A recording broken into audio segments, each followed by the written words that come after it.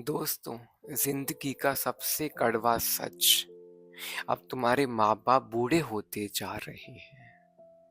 अब उनका शरीर पहले जैसे काम नहीं करता।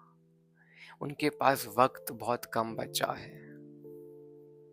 अगर तुम सफल नहीं हो पा रहे हो ना, तो सफल जल्दी हो जाओ।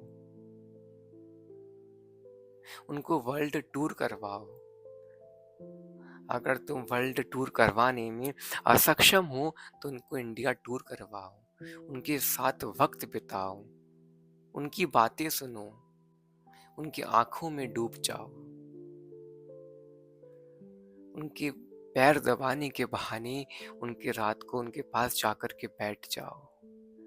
बस सिर्फ आपको एक काम करना है, सिर्फ सुनना है। एक बात बोलो, उनकी 100 बातें सुनो।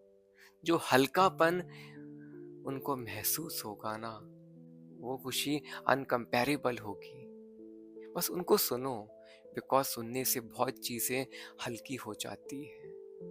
माँ बाप की सेवा करो।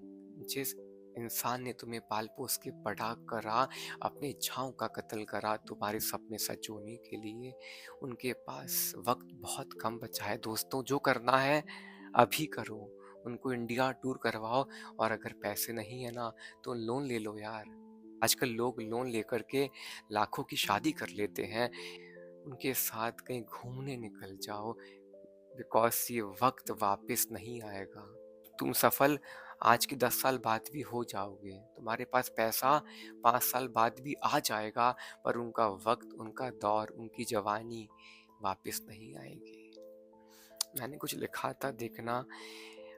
अब माँ के चेहरे की बढ़ती झुर्रियों में अब मुझे मेरी नाकामी दिखाई देती है। देखते ही देखते कितना बड़ा हो गया हूँ मैं।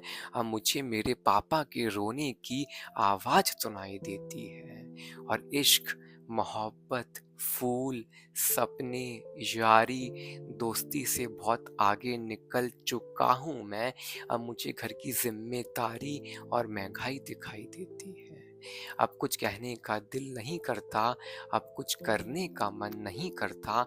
कुछ इस कदर तन्हाई ने मुझे घेर रखा है कि अब मुझे मेरी चुप्पी सुनाई देती है। कि अब मुझे मेरी चुप्पी सुनाई देती है।